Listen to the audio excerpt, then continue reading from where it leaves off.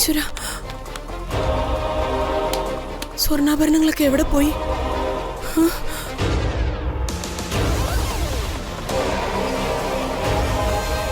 എവിടെ വല്ല കള്ളന്മാരും കയറിയോ?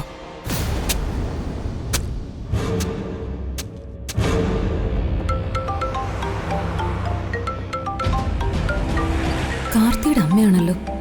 ഇവരെന്തിനാ ഇപ്പൊ എന്നെ വിളിക്കുന്നത്?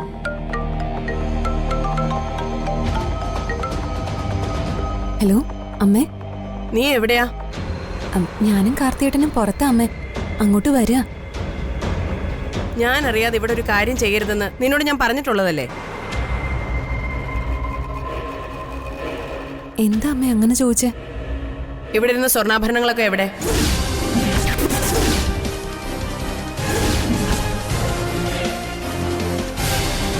എന്താ മറുപടിയില്ലേ? അത് അമ്മേ, എവിടെയെങ്കിലും പോകുമ്പം ഇവിടെ ഇരിക്കുന്ന സ്വർണം കെട്ടിപ്പൊതിഞ്ഞോണ്ട് പോണോന്നുണ്ടോ? നിനക്കിവിടെ ആരെയും വിശ്വാസമില്ല അല്ലേ? സ്വർണ്ണമില്ല നിന്റെ കയ്യിൽ തന്നെ ഉണ്ടല്ലോ അല്ലേ? എന്താടി ഒന്നും മിണ്ടാത്തത്? ഇവരോട് എന്ത് മറുപടി ഞാൻ പറയും? ആഭരണങ്ങളെല്ലാം വൈശാഖിന്റെ കയ്യിലായി പോയല്ലോ. ആരാ ഫോണില്? നിങ്ങളുടെ അമ്മയാ. നീ ഇത് പിടിക്കാം. എന്താ പ്രശ്നം? മോനെ കാർത്തി, നിങ്ങൾ എങ്ങോട്ടെങ്കിലും പോകുമ്പം ആ കാര്യം വീട്ടിലൊന്ന് പറയണ്ടേ? അതാണ് നമ്മുടെ വീട്ടിലെ രീതിയും മര്യാദയും. അതൊന്നും അവൾക്കറിയില്ല. നീ അതൊക്കെ അവൾക്കൊന്ന് പറഞ്ഞ് മനസ്സിലാക്കി കൊടുക്കണം. ബാക്കിയൊക്കെ ഞാൻ ഇവിടെ വന്നിട്ട് പറഞ്ഞുതരാം. ശരിയമ്മേ. അമ്മ എന്തെങ്കിലും പറഞ്ഞോ? നീ അമ്മയോട് പറയാതെയാണോ വീട്ടിൽ നിന്ന് ഇറങ്ങിയത്? പറഞ്ഞായിരുന്നല്ലോ. അമ്മ കേട്ടിട്ടുണ്ടാവില്ല.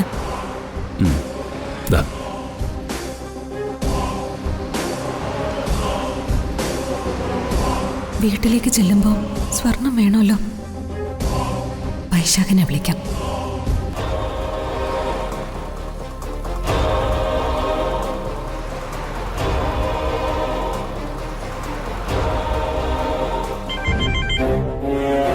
ഹലോ മൈഥിലി. വൈശാഖ്, ആ സ്വർണ്ണാഭരണങ്ങളെല്ലാം എവിടെയായിരിക്കുന്നത്? കൊള്ളാം. എനിക്കെങ്ങനെയുണ്ടെന്ന് ചോദിക്കുന്നതിന് പകരം നീ സ്വർണ്ണാഭരണങ്ങളെ പറ്റിയാണല്ലോ ആദ്യം തിരക്കുന്നത്. നിന്റെ ജീവന് അപകടമൊന്നുമില്ലാന്ന് എനിക്ക് വ്യക്തമായിട്ട് അറിയാം. പക്ഷെ നീ ആഭരണങ്ങളെ വേഗം തിരിച്ചു തരണം. ഇല്ലെങ്കിൽ അമ്മായിയമ്മ എന്റെ തല കൊയ്യും. മൈഥിലി, ആ സ്വർണം എന്റെ കയ്യിലില്ല ഇപ്പോ.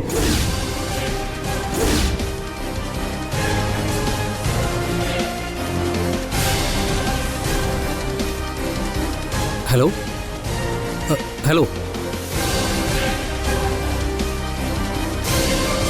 ആരായിരുന്നു വീണ്ടും ഫോണില്?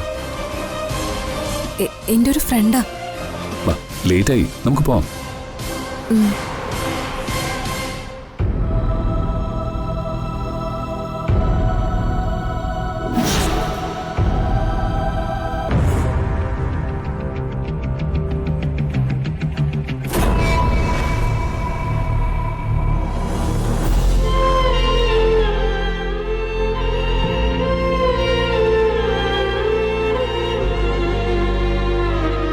യെസ്, തുടങ്ങാം. പരസ്പര വിശ്വാസത്തോടെയും ആത്മാർത്ഥതയോടെയും സ്നേഹത്തോടെയും ജീവിച്ചു വന്ന ഭാര്യ ഭർത്താക്കന്മാരായിരുന്നു ജയറാമും മാധുരിയും. ഒരർത്ഥത്തിൽ അവർ മാതൃകാ ദമ്പതികളായിരുന്നു. പക്ഷേ ഭാര്യ മാധുരിക്ക് ചെറിയ മാനസിക പ്രശ്നങ്ങളുണ്ടായിരുന്നു. പലപ്പോഴും സൂയിസൈഡ് ടെൻഡൻസി. ആ മാനസികാവസ്ഥയിൽ സംഭവിച്ച ഒരു ആത്മഹത്യയാണ് മാധുരിയുടെ മരണം. Objection your honour. Objection sustain.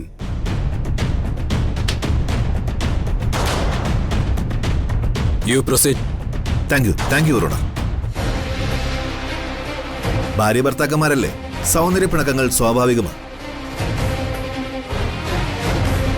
അങ്ങനൊരു സൗന്ദര്യ പിണക്കത്തിൽ മാനസിക പ്രശ്നങ്ങൾ കൂടിയുള്ള മാധുരി ആ പ്രത്യേക വികാരത്തിൽ ഫ്ളാറ്റിന്റെ മുകളിൽ നിന്നും താഴെ ചാടുകയായിരുന്നു.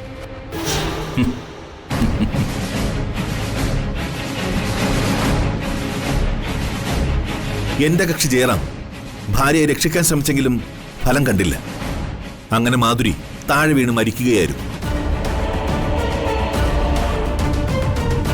അതുകൊണ്ട് എന്റെ കക്ഷി ജയറാം നിരപരാധിയാണ്. അതുകൊണ്ട് അദ്ദേഹത്തിന് ജാമ്യം അനുവദിക്കണമെന്ന് ബഹുമാനപ്പെട്ട കോടതിയോട് താഴ്മയായി അപേക്ഷിച്ചുകൊള്ളുന്നു യുവർ ഓണർ. ജയറാമിന് ജാമ്യം കൊടുക്കുന്നതിന് പ്രോസിക്യൂഷൻ ഒബ്ജക്ഷൻ ഉണ്ടോ? Yes your honour. Your honour, ഇതൊരു മർഡർ കേസായിട്ടാണ് പോലീസ് രജിസ്റ്റർ ചെയ്തിരിക്കുന്നത്. ആസൂത്രിതമായി നടന്നൊരു കൊലപാതകത്തെ ആത്മഹത്യയാക്കി മാറ്റാനാണ് പ്രതിഭാഗം ശ്രമിച്ചുകൊണ്ടിരിക്കുന്നത്. അതംഗീകരിക്കാനാവില്ല. പ്രോസിക്യൂഷൻ എന്താ ഉദ്ദേശിക്കുന്നത്? ഞാൻ ഉദ്ദേശിക്കുന്നത് കോടതിയെ ബോധ്യപ്പെടുത്തുന്നതിനായി ഒരു സാക്ഷിയെ വിസ്തരിക്കാനുള്ള അനുവാദം കോടതി അനുവദിച്ചു തരണമെന്ന് താഴ്മയായി അപേക്ഷിക്കുന്നു. Objection granted. ആരാണ് സാക്ഷി? ഈ നിൽക്കുന്ന പ്രതി ജയറാമിന്റെ മകൾ മീനാക്ഷിയാണ് ആ സാക്ഷി.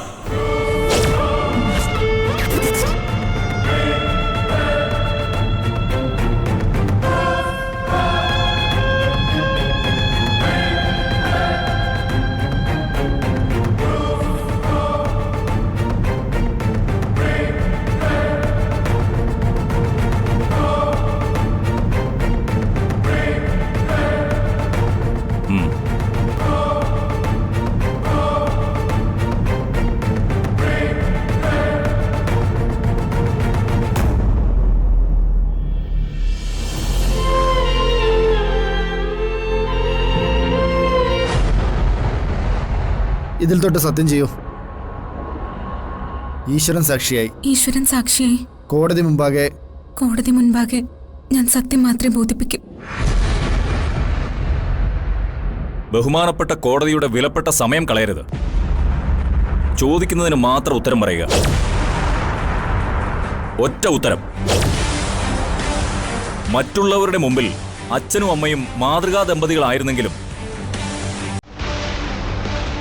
വീട്ടിനുള്ളിൽ അവർ തമ്മിൽ എപ്പോഴും വഴക്കായിരുന്നു എന്ന് ഞാൻ ചോദിച്ചാൽ കുട്ടി നിഷേധിക്കുമോ? നിഷേധിക്കുമോ ഇല്ലയോ? ഒറ്റ ഉത്തരം. നിഷേധിക്കുന്നില്ല. നിഷേധിക്കില്ല. കുട്ടി ഫ്ലാറ്റിലേക്ക് കയറി വരുമ്പോ അച്ഛനും അമ്മയും തമ്മിൽ ഒരു വഴക്കിലായിരുന്നു. എന്റെ അച്ഛനും അമ്മയും വളരെ നല്ലവരാ.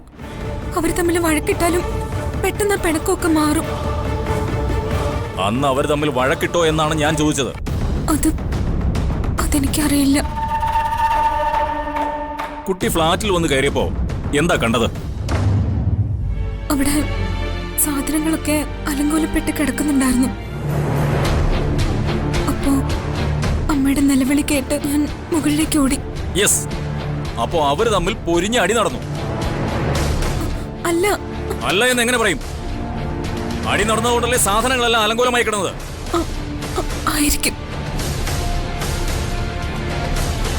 യുവർ ഓണർ, ജയറാമിന്റെ ആക്രമണത്തിൽ നിന്നും രക്ഷപ്പെടാനായി മാധുരി ടെറസിലേക്ക് ഓടിക്കയറുകയായിരുന്നു.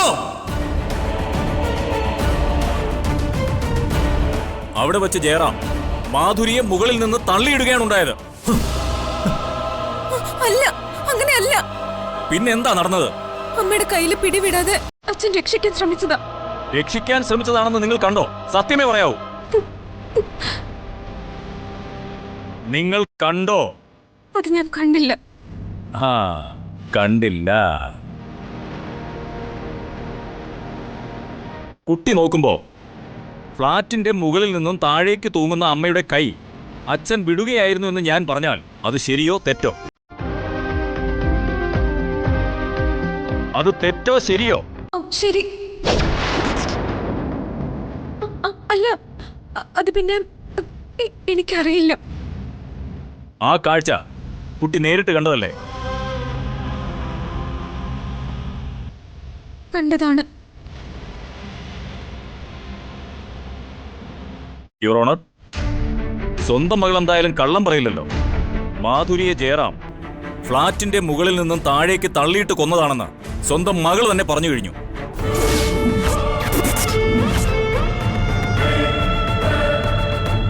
അതിനാൽ ഈ കേസിലെ പ്രതി ജയറാം കുറ്റക്കാരൻ തന്നെയാണെന്ന് നിസ്സംശയം പറയാൻ കഴിയും.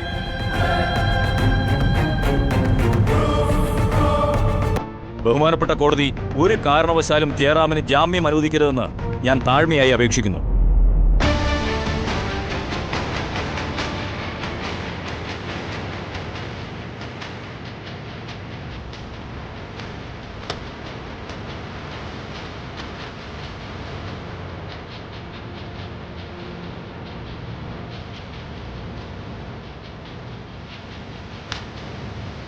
ഈ കേസിലെ പ്രതി ജയറാം നിരപരാധിയാണെന്ന് തെളിയിക്കാൻ വാദിഭാഗം വക്കീലിന് കഴിഞ്ഞിട്ടില്ല.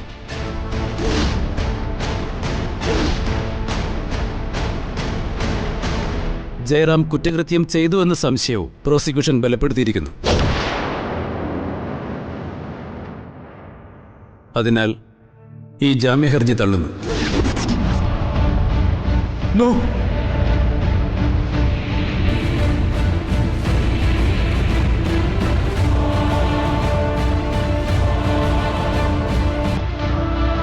ജയറാമിനെ 14 ദിവസത്തേക്ക് ഈ കോടതി റിമാൻഡ് ചെയ്യുന്നു.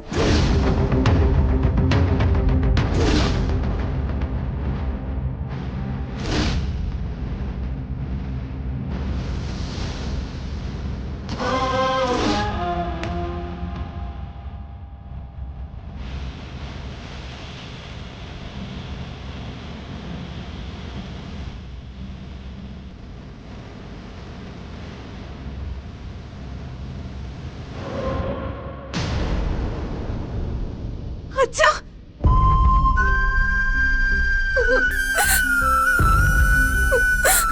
അച്ഛാ,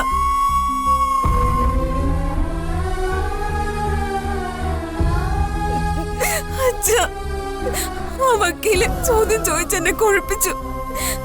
ഞാൻ മനഃപൂർവ്വമായിട്ടൊന്നും പറഞ്ഞതല്ല. അതൊന്നും സാരമില്ല മോളെ. എന്റെ മോള് അച്ഛനെതിരായിട്ടൊന്നും പറയില്ലെന്ന് അച്ഛനറിയില്ലേ? വക്കീലന്മാരങ്ങനെയാ. തോൽപ്പിക്കാനും ജയിക്കാനും വേണ്ടി അവരെന്തും ചോദിച്ച് പറയിപ്പിക്കും. അച്ഛന്റെ മോളിങ്ങനെ കരയരുത്. മോളുടെ കരച്ചിൽ കണ്ടിട്ട് സബ് ജയിലിലേക്ക് പോയാ ഞാനിതിനകത്ത് കിടന്നു പോകുകയും. അതുകൊണ്ട് എന്റെ പൊന്നു മോള് കരയരുത്.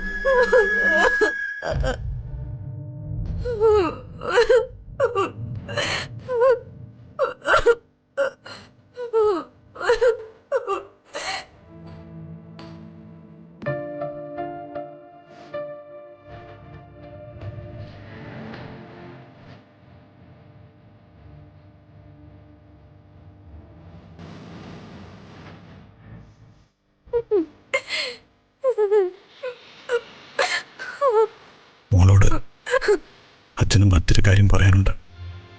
അച്ഛൻ ഇവരോടൊപ്പം പോയാ നീ തനിച്ച. എന്റെ മോള് തനിച്ചാകരുത്. അച്ഛൻ മടങ്ങി വരുന്നതുവരെ നീ ഇവൾക്കൊപ്പം പോണം.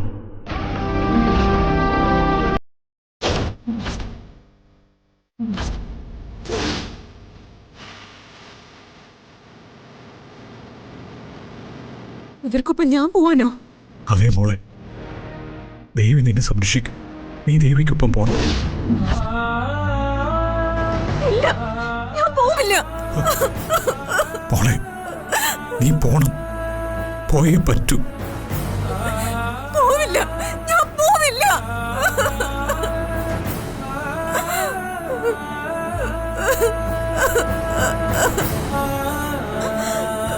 വരൂ, പോകാം. മോളെ, ഇപ്പൊ നീ അച്ഛൻ പറയുന്നൊന്ന് കേക്ക്. നീ ദേവിക്കൊപ്പം പോ.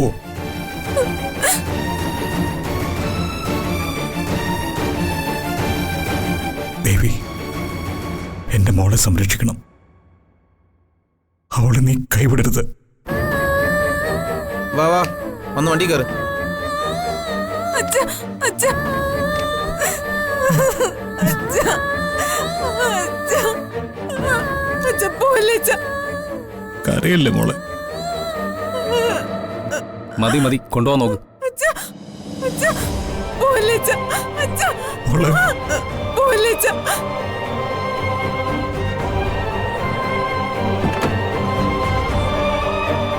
അച്ഛാ.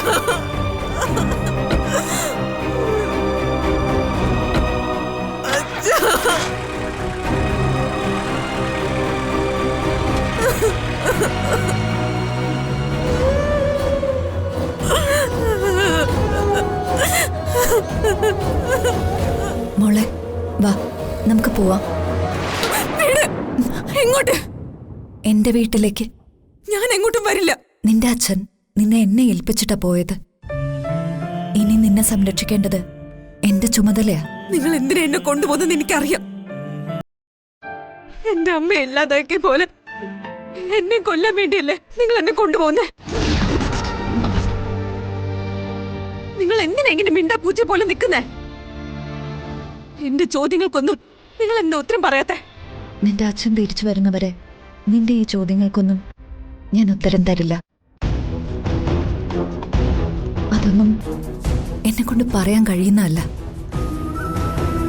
നീ പ്രായപൂർത്തിയാകാത്തൊരു പെണ്ണാണ്. തൽക്കാലത്തേക്കെങ്കിലും എനിക്ക് നിന്നെ സംരക്ഷിച്ചേ പറ്റൂ. അത് ഞാൻ നിന്റെ അച്ഛന് കൊടുത്ത വാക്കാണ്. എന്റെ അച്ഛന് വാക്ക് കൊടുക്കാൻ നിങ്ങൾ ആരാ? നിങ്ങളും എന്റെ അച്ഛനും തമ്മില് എന്താ ബന്ധം? ചോദ്യങ്ങൾ മതിയാക്ക. വാ, നമുക്ക് പോവാം.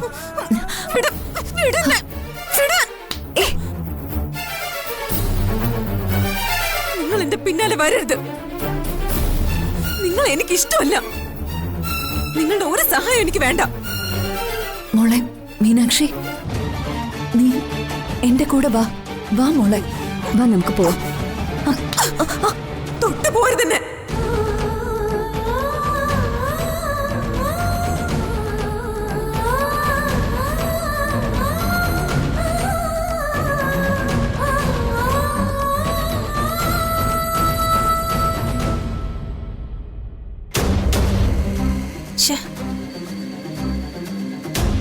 ഓ ശരി ശരി, നാളെ തന്നെ കൊടുത്തുവിടാം. ഞാൻ പറഞ്ഞേക്കാം. നമ്മുടെ രഞ്ജിനി ടെക്സ്റ്റൈൽസ് നിന്നാ. അവരുടെ സാരിയുടെ കാര്യം എന്തായി? മാലതി, അയച്ചു കൊടുക്കേണ്ട സാരിയുടെ കാര്യം എന്തായെന്ന്? അതൊക്കെ ഉടനെ റെഡി ആയിക്കോളൂ. ജഗദീഷ് ചേട്ടന് നോ ടെൻഷൻ. നീ ഇതാരീ ഫോണിൽ വിളിച്ചോണ്ടിരിക്കുന്നേ? വിളിക്കുന്നേ ഉള്ളൂ, കിട്ടിട്ട് വേണ്ടേ? ഞാൻ നന്ദിനി ഏട്ടത്തി വിളിക്കാം. ഓ, നന്ദിനി ഏട്ടത്തി വരാതെ ആ പാഴ്സൽ ഡെലിവറി ചെയ്യാൻ പറ്റുമെന്ന് എനിക്ക് തോന്നുന്നില്ല.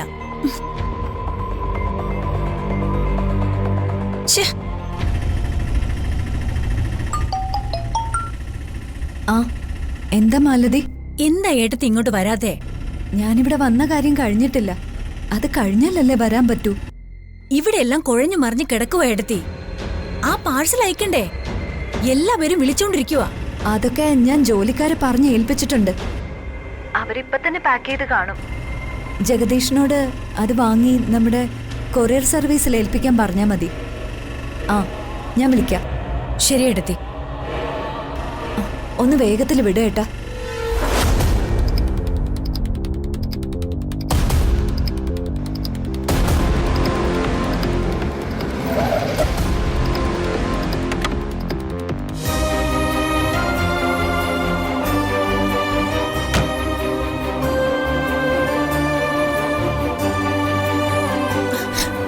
അമ്മ എവിടെ പോയതായിരുന്നു?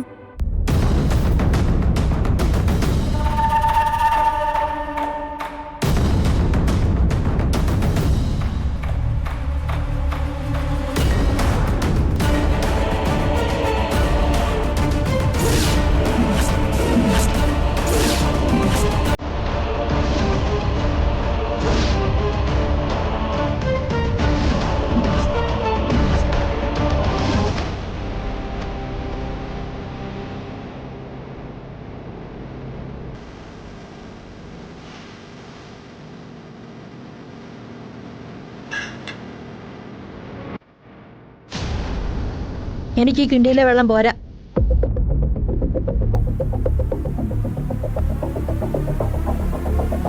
സത്യനേശ, ആ മേഡം. നീ പോയി ഒരു കുടത്തിൽ വെള്ളം കൊണ്ടുവാ. എന്തിനാ അമ്മേ കുടത്തിൽ വെള്ളം? ഈ കിണ്ടിയിൽ നിറയെ വെള്ളം ഉണ്ടമ്മേ. നിന്നോട് പറഞ്ഞത് കേട്ടില്ലേ? കേട്ടു മേഡം. അമ്മക്ക് എന്ത് പറ്റി? ആ, എന്തിനാ കുടത്തിൽ വെള്ളം? ശവത്തിൽ തൊട്ടാ കുളിക്കണ്ടേ? ശവത്തില് അതിനാരാ മരിച്ചേ?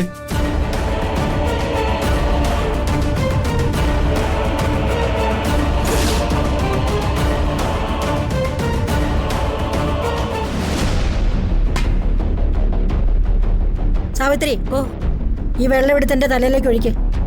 അല്ല,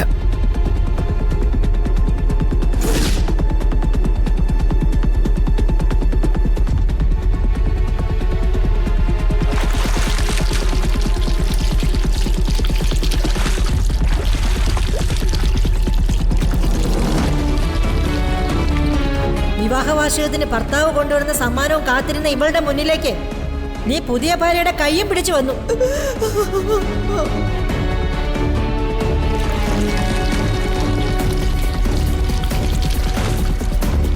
അവള് നിന്നെ ശിക്ഷിക്കില്ല, പടിയിറക്കി വിടില്ല. പക്ഷേ അവൾക്ക് വേണ്ടി ഞാനത് ചെയ്യുവടി. അമ്മേ, മാറങ്ങോട്ട്.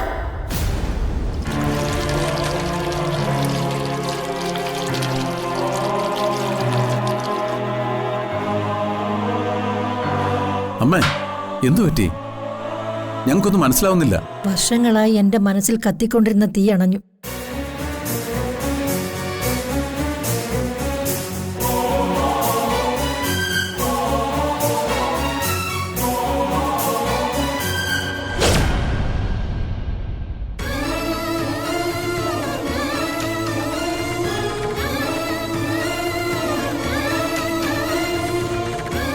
എക്സ്ക്യൂസ് മീ, അതെ, ഞാനൊരു വിവരം അറിയാൻ വേണ്ടിയിട്ടാ വന്നേ. എന്താ ചോദിച്ചോളൂ.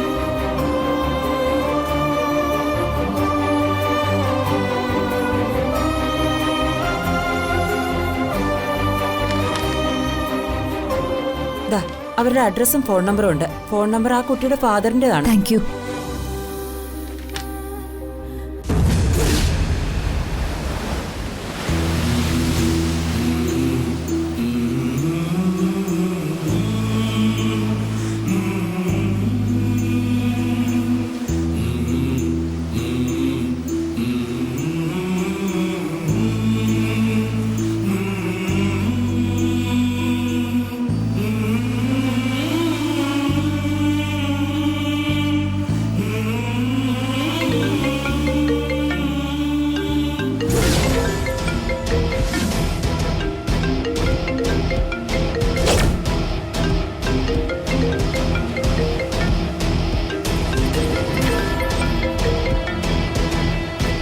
ഹലോ, നീ ഇപ്പൊ എവിടെയാ മോളെ? ചോദിച്ചത് കേട്ടില്ലേ? നീ എവിടെയാണെന്ന് അറിഞ്ഞിട്ട് എനിക്ക് നിന്നെ ഒന്ന് കാണണം. എന്നാ എനിക്ക് നിങ്ങളെ കാണണ്ട. മീനാക്ഷി,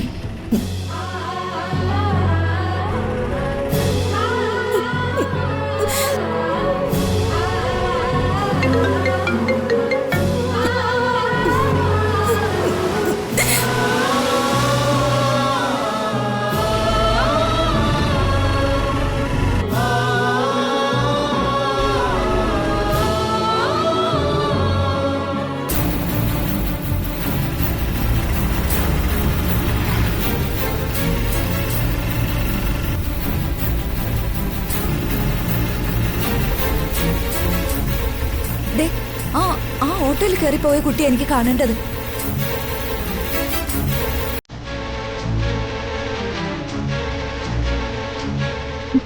വേഗം പോ.